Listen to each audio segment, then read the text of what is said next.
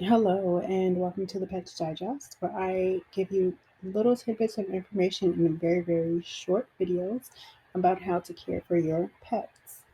I started the Pets Digest because of this little guy right here, Chi Chi.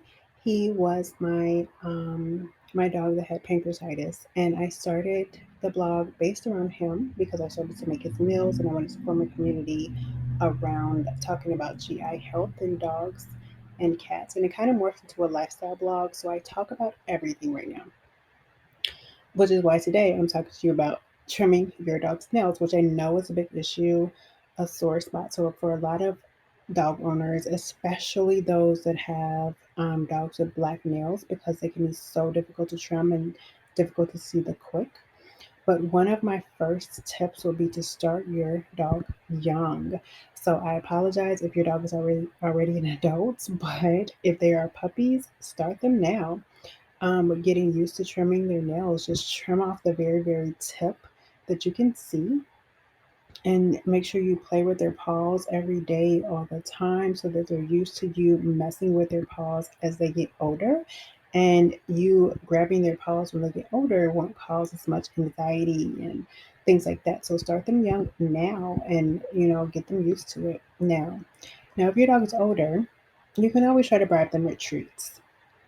This works with some dogs. With Chi Chi, it probably would work. With my other dog, Cha Cha, definitely not.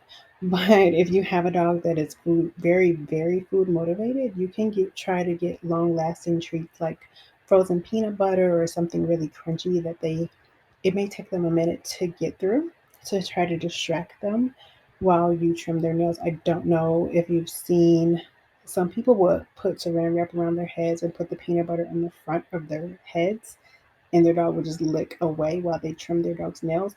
I personally would not be caught doing this because I'm sure peanut butter would be everywhere in my hair and everywhere. So I wouldn't recommend it, but if it's something that you want to do so.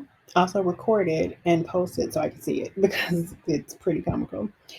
Another thing that you can do is to make sure that you, like I said before, even if your dog is older, make sure that you're starting to hold their paws and play with their paws a lot. This way, that when you trim their nails, or even if you take them somewhere to get their nails trimmed, it may not invoke so much anxiety. So just do this pretty often, like every day, as much as you think about it. Like if you're just sitting there, grab your dog's paws so that they're used to you doing that. Some owners also have a lot more success when they use nail grinders instead of the nail clippers. So you may want to try the nail grinders or the nail file. If you have a small dog, you can even use one just for humans. A file for humans works well too if they're smaller. But some dogs don't. I'll pre-warn you. Some dogs don't like the sound of the grinder because some can be pretty loud, and that can cause just as much anxiety as clipping the nails. I prefer clipping because it's quick, it's easy, and it's painless as long as you don't, clip your dogs quick.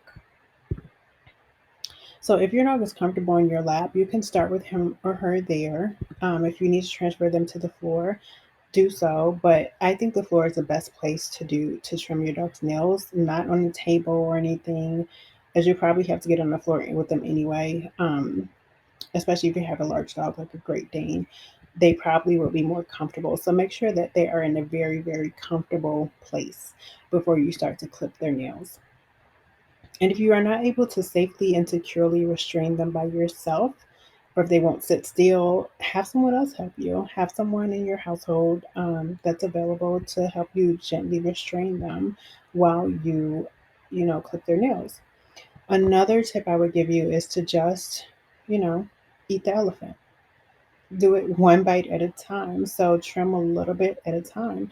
Don't try to snip off the entire nail at one time. Just, especially if your dog has black nails, just trim back a little bit, little by little, until you reach the quick. And the quick, it looks like it's a black dot in the center of the nail.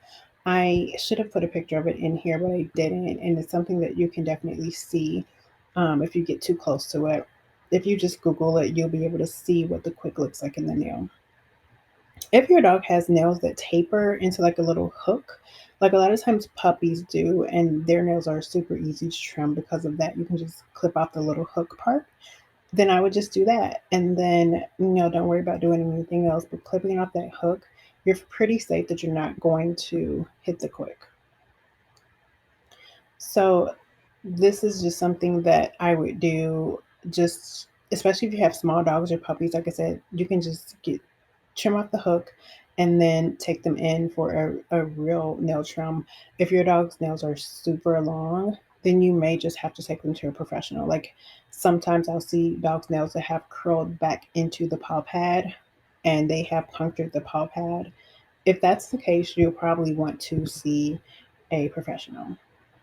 And then again, just make sure that you know what the quick looks like so that you can know if you're going to hit it. Um, I wish I would have put a picture in, but I didn't. But if you look straight on at the nail, as you clip it, there's a tiny black dot in the middle of the nail. And this usually lets you know that you should stop trimming and that you're about to reach the quick. And a lot of times, the more you clip your dog's nails regularly, the quicks may recede a little bit so that you can clip them shorter and shorter. That was my little short video for this week, and I hope you got a lot out of it. If you did, make sure you give this video a like. Even if you did not like it, you can still like it. I would appreciate it. It helps me out a lot. And if you did like it and you want more every week, then subscribe. Also, you can visit my website to join the newsletter where I send out recipes and a lot more information pertaining to your dog's health. All right, thanks. I will see you next week. Bye.